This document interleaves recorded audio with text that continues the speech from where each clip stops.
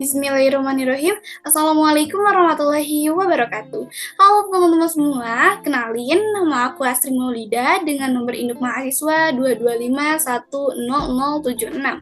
Dalam video kali ini, aku akan membahas materi tentang geopolitik. Oke, langsung saja. Nah, pokok pembahasan yang pertama yaitu pengertian geopolitik itu sendiri. Geopolitik berdasarkan buku bahan ajar Geopolitik Indonesia oleh Dwi Sulisworo dan kawan-kawan, pengertian geopolitik memiliki beberapa arti. Ada dua arti. Yang pertama, geopolitik sebagai ilmu, dan yang kedua, geopolitik sebagai ideologi. Nah, yang pertama, geopolitik sebagai ilmu, yang artinya memberikan wawasan objektif akan posisi kita sebagai suatu bangsa yang hidup, berdampingan, dan saling berinteraksi dengan negara lain dalam pergaulan dunia.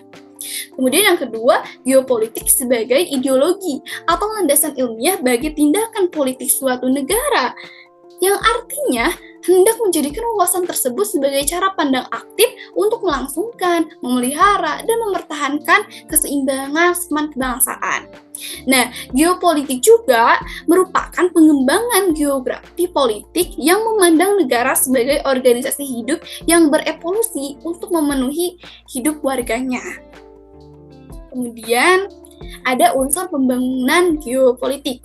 Dikutip dari laman resmi Fakultas Hukum Universitas Patimura, ada 4 pembangunan geopolitik. Yang pertama, keadaan geografis, yang kedua, politik dan strategi, yang ketiga, hubungan timbal balik antara geografi dan politik, dan yang keempat, unsur kebijaksanaan. Kalau misalkan keadaan geografis itu dilihat dari letaknya, kalau misalkan politik dan strategi dilihat dari iklim dan metode yang digunakannya.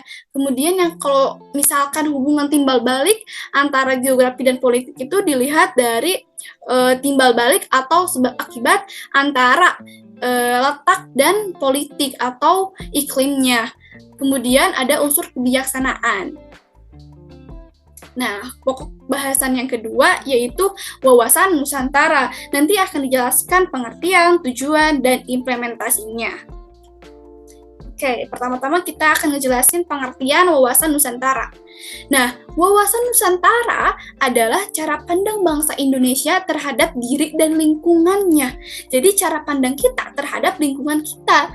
Kemudian bangsa Indonesia sendiri memandang wawasan Nusantara sebagai visi dan perwujudan kebinekaan di Indonesia. Jadi, wawasan Nusantara itu dijadikan sebagai visi kita dan perwujudan kebinekaan di Indonesia.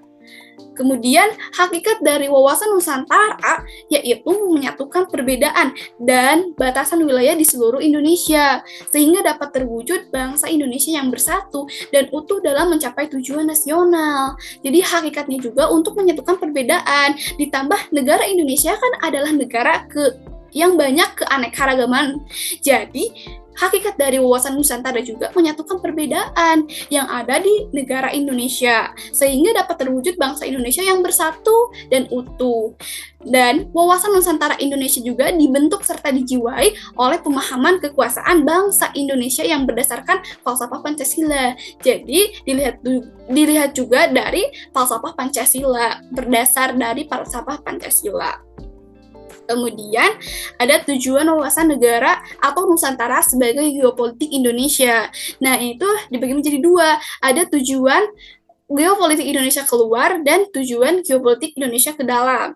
Nah, pertama-tama kalau misalkan tujuan geopolitik Indonesia keluar, tujuannya itu untuk menjamin kepentingan nasional dalam era globalisasi yang makin mendunia maupun kehidupan dalam negeri. Jadi, untuk menjamin kepentingan nasional kita dalam era globalisasi atau dalam era internasional yang makin sekarang itu mendunia.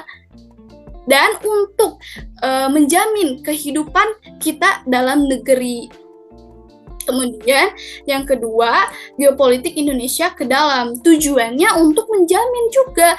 Tapi menjamin apa? Menjamin persatuan dan kesatuan di segenap aspek kehidupan nasional.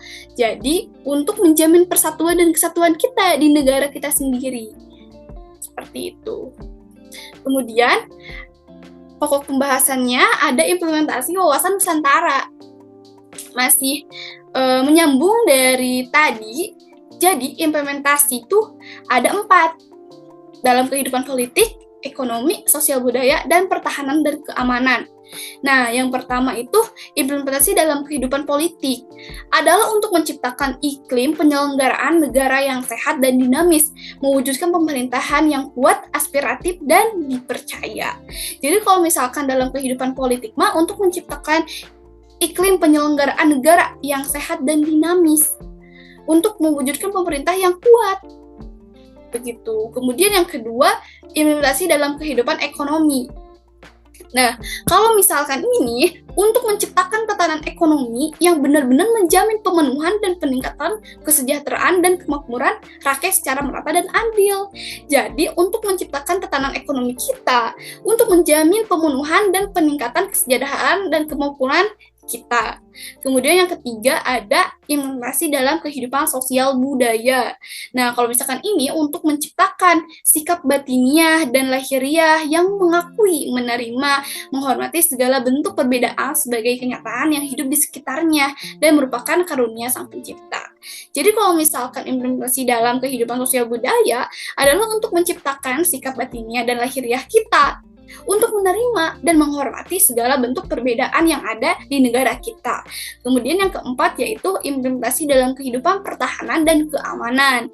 Nah, kalau misalkan ini untuk menumbuhkan kesadaran cinta tanah air dan membentuk sikap bela negara pada setiap warga negara Indonesia.